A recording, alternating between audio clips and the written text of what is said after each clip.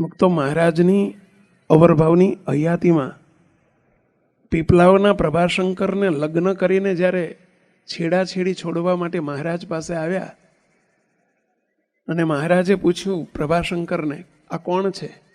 તમે બે ભાઈ બહેન લાગો છો. હાથ જોડીને એકબીજાની સામું જોઈ સંમતિ આપી દીધી.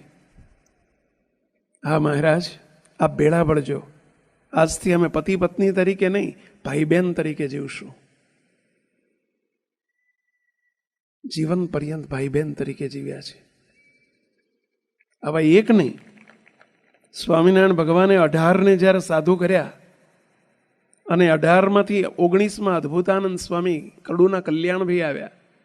ભુજની અંદર જ્યારે 19ની ટોળી આવી, રામદાસભાઈ સાથે જેતલપુરમાં દીક્ષા લઈને, રામદાસભાઈ પાસે દીક્ષા લઈને ભુજ પધાર્યા. શ્રીજી મહારાજે 18ને પાછા મોકલ્યા. બધા જ સંસાર વ્યવહારમાં પડેલા હતા.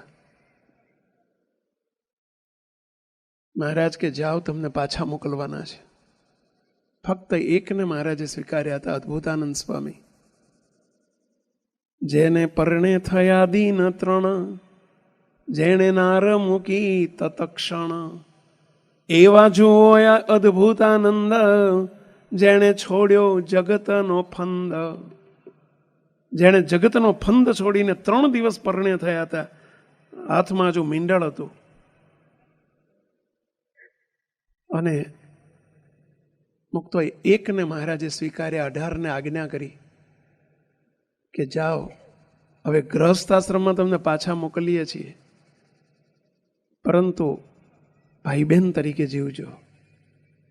બંધિયાના ડોસા વાણિયાને મહારાજે બોલાવ્યા, સાધુ કરી દીધા અને પાછા મોકલ્યા. ત્યારે આજ્ઞા કરી, બંને એક ઓરડામાં સાથે રહેશો નહીં. જો ભેગા થઈ જવાય તો ઉપવાસ કરી નાખજો. ભાઈ બહેન તરીકે જીવજો. મુક્ત સત્સંગમાં આટલા પ્રસંગો એ વખતે મહારાજની વખતના જોવા મળે છે. બીજા હશે ઘણા, પરંતુ લખાણમાં આટલા સાંભળ્યા છે.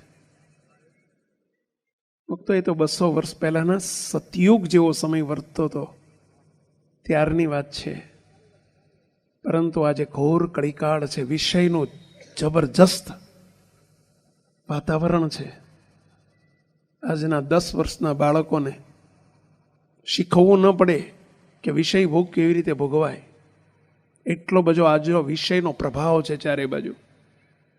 એમાંય આજનો મોબાઈલ યુગ, કોમ્પ્યુટર યુગ, ટેકનોલોજીનો યુગ અને એના પ્રભાવમાં મુક્તો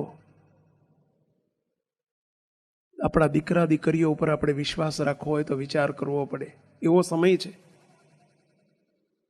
અને એમાં સેંકડો યુવાનોને ભાઈ બહેન તરીકે સંસારમાં રહ્યા થકા જીવાડવાનું એક ભગીરથ નિષ્કામી કરવાનું કાર્ય આ દિવ્ય પુરુષે કર્યું છે. તો એક એવા નિષ્કામી હશે, કલ્પના કરી શકશો આપ.